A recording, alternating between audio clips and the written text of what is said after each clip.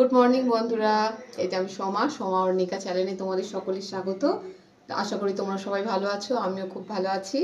এই সকালবেলায় চা করছি, দিদি একটু দুধ চা খেতে চেয়েছে, তো মায়েদের গরু আছে আর কি, গরুর দুধ দিয়েই চা করছি সকালে।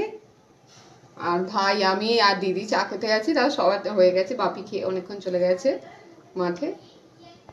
আর এই যে চা করছি, পড়াচ্ছি, তাই আমি এখন পড়াতে তাই চা করতে এসেছি, যে খেয়ে নিই, খেয়ে তারপরে দেখা হচ্ছে তোমাদের সাথে।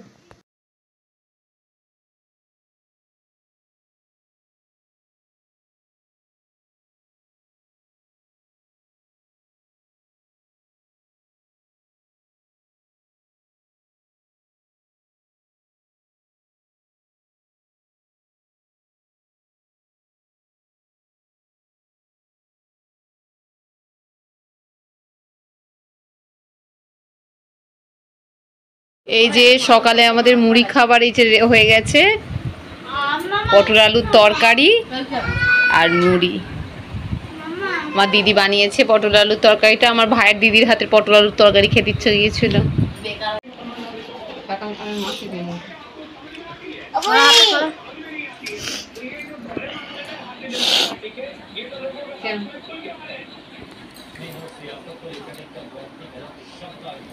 পটকিনি পটকিনি, এই দেখ, এই যে আমার সোনাই দিয়ে ভাত খাচ্ছে, ভাত, মুগের ডাল, ঢেঁড়স ভাতে, পটল ভাজা আর মাছ ভাজা। আর আমাদের জন্য মোচার তরকারি আছে, তার সাথে ঢেঁড়সের ঝাল আছে, সেগুলো আর করা হয়নি। আর টক আছে, বড়া দিয়ে টক, ওটা আমার মেজমা দিয়ে গেছে। এই যে বেরিয়ে পড়েছি সাজাতে, রেডি হয়ে গেছি,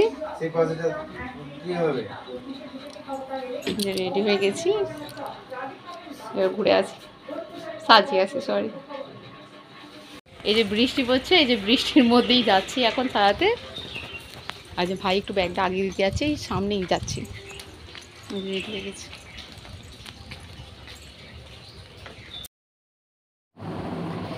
এই যে পাশের পাড়ায় সাজাতে যাচ্ছি, তো এখানে আমার ইনভাইট শুট আছে, তো এখানে যাচ্ছি, এক সাজাতে যাচ্ছি। বৃষ্টি পড়ছিল, একটু বৃষ্টিটা থেমে গেছে, এই যাচ্ছি। রাস্তা দেখো না, জল দাঁড়িয়ে আছে, যেখানে দেখো জল দাঁড়িয়ে আছে কীভাবে। এখানটায় যে সাজিয়েছে, যেখানটা বউ বসবে, আর যে এটা বাড়ি, এদিকে হচ্ছে খাবারের দিকটা, এই যে এটা হচ্ছে ব্রাইড রিসেপশন লুক হবে।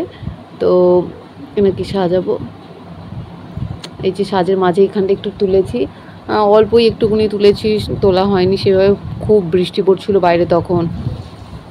এই যে সাথে এই যে একটু চুলটা একটু ঠিক করে নিচ্ছি। আর স্ট্যান্ড ফ্যান চলছিল, তো চুলের যে সেটিং স্প্রেটা তখন করা হয়নি, একটু ঘেঁটে গিয়েছিলো, তো সেটিং স্প্রে দিয়ে চুলটা একটু সেট করে নিচ্ছি। তো চুলটা একটু সেট করে নিয়ে তো তাড়াতাড়ি করে একটু রেডি করে নেবো। তো এটা আমার নিজেদের বলতে গেলে একদম পাড়ার, একদম নিজেদের। তো এটা হচ্ছে আমার খুঁড়তু, তো মানে দূর সম্পর্কেই যাকে বলে, একটু আমার যা হয়। তো কি সাজাচ্ছিলাম, তো এখানে আমার নিজেরও ইনভাইট আছে, তো এখানে আমি আবার বাড়ি থেকে হয়ে আবার রেডি হয়ে আবার এখানেই আসবো রেডি হয়ে। তো আমি বাপের বাড়ি থেকেই এখানে এসেছি, আমার শরীরটা একটু খারাপ ছিল বলে বাপের বাড়িতে ছিলাম, তো ওখান থেকেই সাজাতে এসেছি। তো এই সাজিয়ে এখন চলে যাব, মেয়েকে যেহেতু আমি রেখে এসেছি।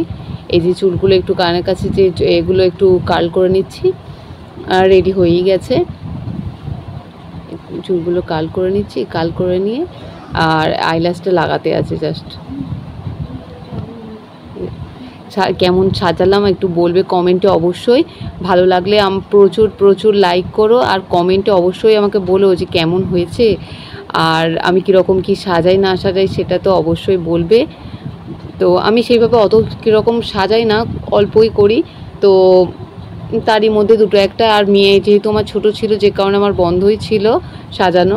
তো এই জাস্ট 6 মাস হলো আবার সাজাচ্ছি, তো আমার বন্ধ ছিল, মেয়ে যেহেতু ছোটো ছিল, মেয়েকে রেখে তো সম্ভব ছিল না, একদম ছোটো মেয়ে ছিল, তো মেয়েটা একটু বড় হতে ওকে রেখেই এখন যাচ্ছি সাজাতে।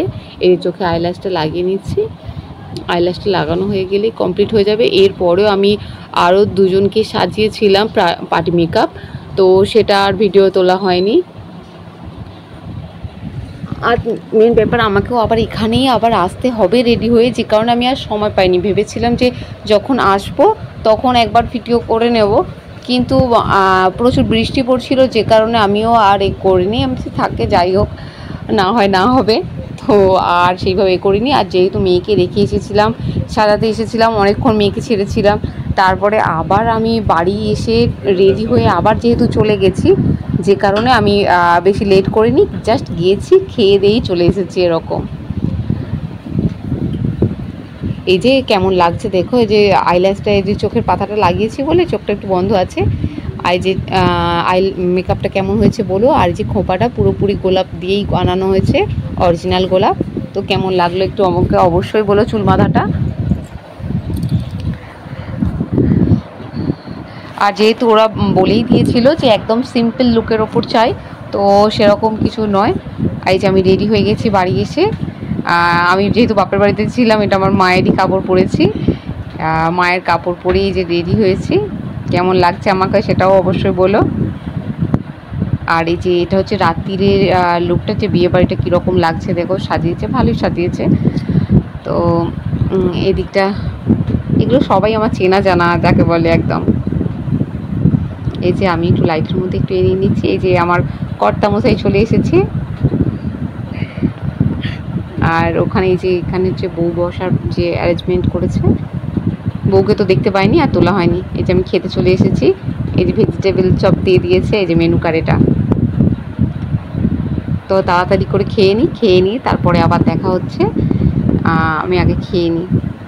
হাই বন্ধুরা, এই যে আমি বিয়ে বাড়ি থেকে চলে এসেছি, এসে ফ্রেশ হয়ে গেছি, হয়ে আর এই যে শোবো। এই দেখ আমার মেয়ে এখন রাত্রিরেও ফিটার বোতলটা নিয়ে সঙ্গে করে নিয়েছিল, গলায় ঝুলিয়ে এখন এদিক ওদিক ঘুরছিল। আর এই যে এখনও বালিশে বিছানাতেই আর রয়েছে ফিটার বোতল, ওটাতেই জল খাবে, রাত্রিরেও জল খাবে। দেখো না ঘুমাবে, একটা কেউ ঘুমানোর নাম নেই, সব এই যে রাত্রিরে দেখো 11:15 বেজে গেছে। লাইট পড়ছে দেখতে পাওয়া যাচ্ছে, তো 11:15 বেজে গেছে। তো এবার শুয়ে পড়বো। তো ভিডিওটা কেমন লাগলো অবশ্যই কমেন্টে জানাও, আর লাইক করতে ভুলবে না। আর প্লিজ প্লিজ আমার চ্যানেলটাকে সাবস্ক্রাইব করো। তো দেখা হচ্ছে পরের ভিডিওতে। Bye, good night.